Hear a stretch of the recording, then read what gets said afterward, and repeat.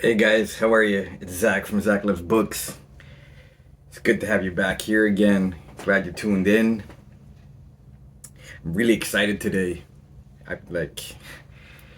I'm really excited because what I'm going to cover today is I don't know how many people actually read his self-help books, but they were like the first books I was kind of ever excited about. When I was about 19 years old. Even though I've been reading all my life.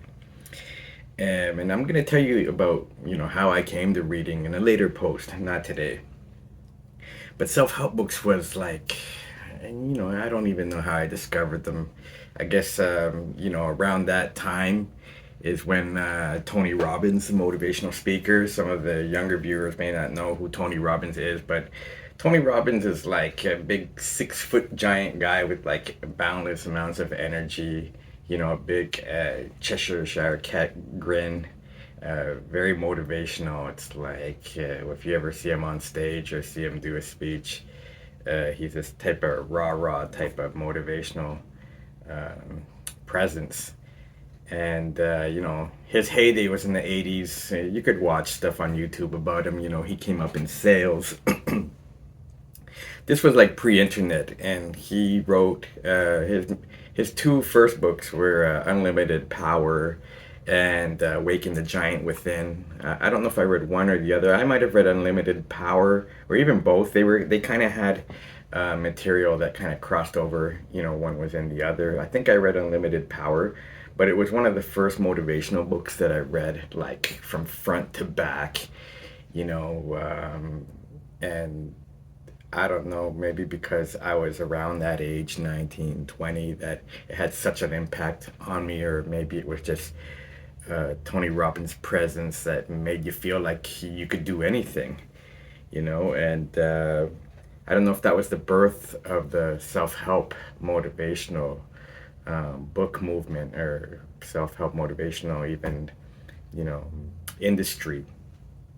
I mean, Tony Robbins wasn't the first guy, but he is one of the guys that made it popular, I think, back in the 80s and 90s and whatnot. He's still around. He's still doing it. I think now he's coming at it more from a financial standpoint of view. He's got a Netflix special, I think, called I'm Not Your Guru, which is an interesting title in itself. I watched a couple of minutes of it, and I didn't really know what to think of it. I can't say that I'm the same fan of Tony Robbins now that I was back when I was first introduced to him. Did he change my life? Yeah, I think he did. I mean, at that time, when I was, 19, 20 years old, you're looking maybe for some motivation, and, you don't always maybe get it from family and friends. And I found these books, or Tony Robbins, and I fell in love with what he was saying. That being said, I just wanted to let everybody know that when it comes to motivational speakers, motivational books, motivational authors, I think what's important is not even really like to read what's the best selling book or author at the moment, because you might be confused because there's so much of it out there. Some of it is bunk, some of it is scientifically based. I'm going to cover a few here.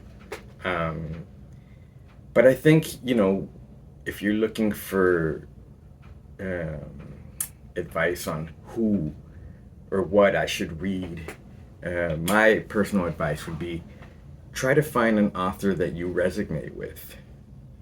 So at that time in the 80s, for me, it was Tony Robbins. Right now, it might be somebody different. I'll cover a few of the ones that are more recent. But I mean, this self help motivational genre in books is never going to stop because people are always going to be looking for motivation. People are always going to be looking for motivational books, and people are always going to be looking, for the one thing that's going to change their life or whatever. And so it's never going to stop. So what I'm going to cover maybe is one of my favorites. This is a little mass trade paperback, little gem called Born to Succeed by Colin Turner. And mine is like dog-eared. It's been like highlighted. I've read it like multiple times. I can jump into anywhere in here and grab little nuggets of wisdom that help motivate me. You know, I just, like I said, I don't know what it is about it, but this really resonates with me, whereas other books may not. I really like Colin Turner's style, um, though this was probably written in the maybe the early 80s, and Colin Turner is like, he's not really popular. You probably won't find this in, your local bookstore. You may find it in the library. Um, but, even in the beginning here, he says that, each one of our purposes in life is to realize our potential. Even just reading that line alone, and I highlighted it, and I love that line. It makes this one of my favorites. I've had it for years. Anyways, Colin Turner, I think he lives in Monaco now, so he doesn't need money. But he wrote this, and you may be able to order it online. It's a mass trade paperback from maybe Amazon or somewhere else, probably for $20. So snap one up if you're curious, or take it out from your local library. And let's move on to the next one. Here's another one, Jack Canfield's The Success Principles.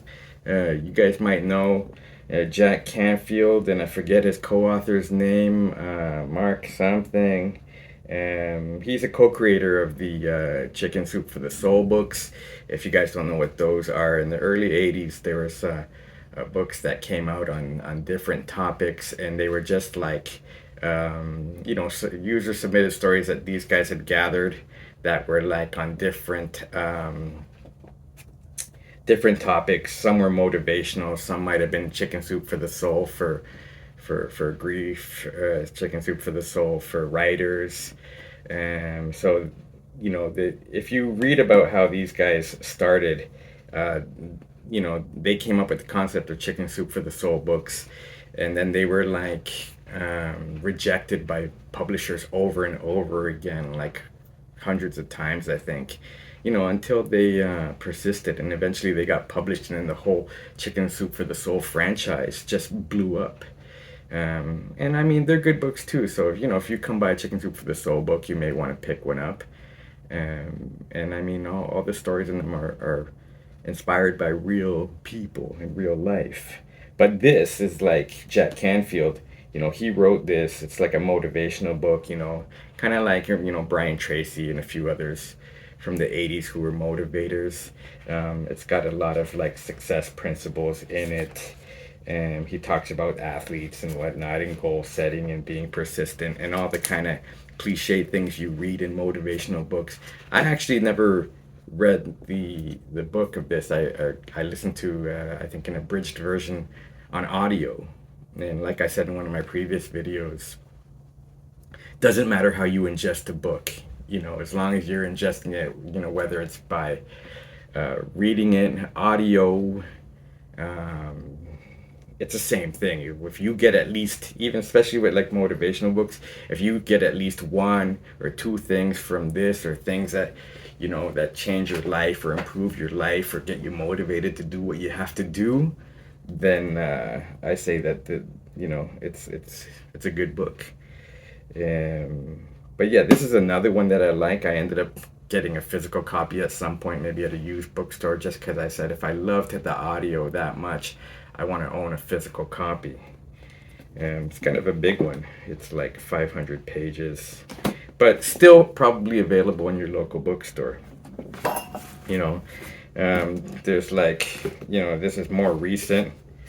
Un-F yourself, F meaning, the expletive in there, but get out of your head and into your life, Gary John Bishop. This is newer. I've never read this, but, sometimes when I come by these books at a book sale or something, I pick them up, for $1 or $2, just because I know they're popular, and I'm like, if this is a bestseller, it must be a bestseller for a reason. Motivational book. And like I said, once again, whatever motivates you. Maybe I might read this and go, I love Gary John Bishop. Or Mark Manson, who wrote the other one, The Art of Not Giving an F, which I have a copy of somewhere, but I didn't pull it. And there's also like this for women, not even for women, but it's kind of geared towards women if you read the back of it. But Jen Sincero's, you are a badass, and and I mean, I don't see anything wrong with reading, even though this is kind of geared towards women. If you're a man, read it. If it motivates you, I don't think it's something like, whoa, I'm not going to read that because it's more for how, women and girls to succeed. If you're a man and you get something out of it, then check it out. It's also like, one of those books that I kept seeing on the shelves over and over again, and it's an international bestseller. It must be for a reason. So it's in my queue. Eventually, I'll get to it. If I do, I'll make sure I cover it here. But you may have not heard of it, so check it out. If it catches your eye, How to Stop Doubting Your Greatness and Start Living an Awesome Life. So another motivational style. Here's something, the only reason I'm bringing this up is then some of them go into like from a scientific standpoint. You have your like rah ones and the ones that are just motivational that say like, get out there. It's like a coach writing it, get what you need, get what you want, go after what you want, be persistent. And then you have ones that come from like a scientific point of view, like Martin E. Seligman, PhD, learned optimism. So these are a bit more technical, but also a national bestseller. I think Martin Seligman was like more popular in the 90s.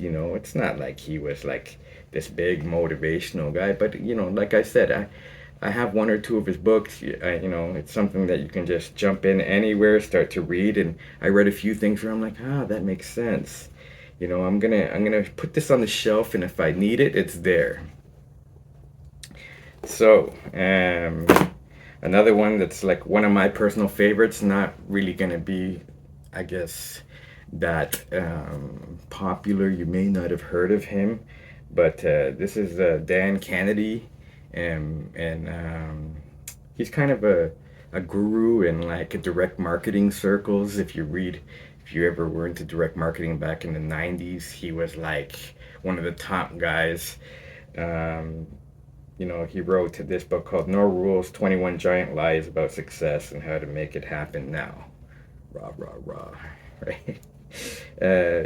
Like I said, to some people, they might read this and go, that's hokey. This stuff doesn't work. But I've highlighted it, and if you read it, there's sometimes you just read things that go, this just makes so much sense. Um, he's not really active now, maybe in small circles. Um, but he was a good businessman from what I recall. And like I said, there's about two of his books that I really loved. He also wrote a series called the No Holds Barred series about direct marketing. You could check those out. They're still available in the bookstore. But I like this particular one. And he has another one called something about how to make $1 million with your ideas, which is also hard to find. But like I said, there's a cup of tea out there for everybody. It may not be everybody's cup of tea, but if you're looking for more like business, motivational, marketing stuff, then maybe check this out.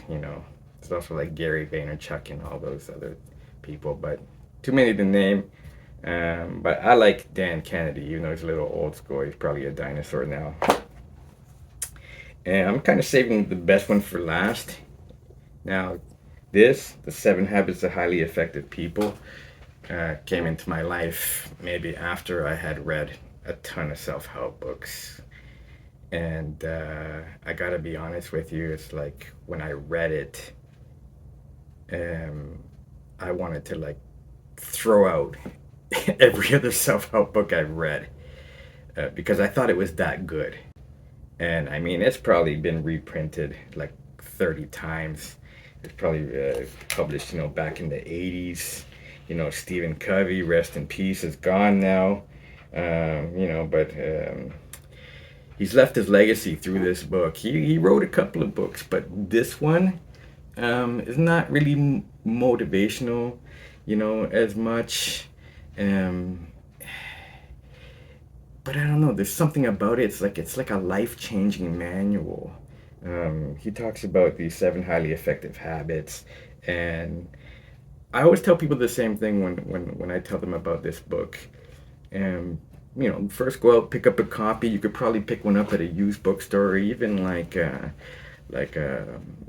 one of those little libraries or a book bin somewhere where you can get it for $1 or $2.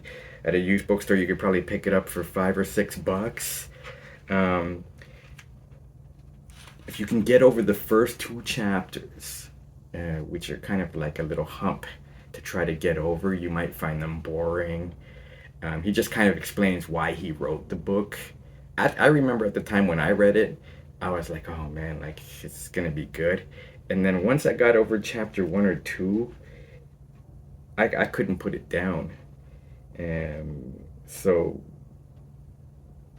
there's a lot of stories in here, and when you read it, there's a lot of times where you just read it and you're nodding in your head and you're like, that makes so much sense. It's to me, I put it in the genre of self-help, and I think it's one of the greatest self-help books ever written, and I always recommend it to people. It's another one where if I find it in a little library, or at a used bookstore, or like for $2 somewhere, or if I can get in multiple copies, I always pick up the multiple copies and I re-gift them to somebody who wants to read them, because I think it's that powerful.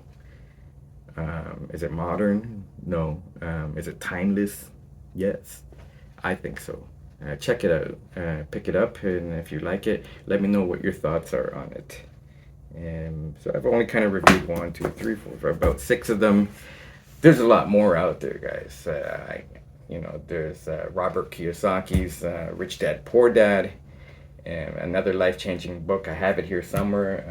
I'm gonna review it in a later review. I mean, there's just so many, and I don't want to make this post like an hour long, so I won't. So I'm just gonna leave you with that, and that's it for now, guys. We'll see you in the next video.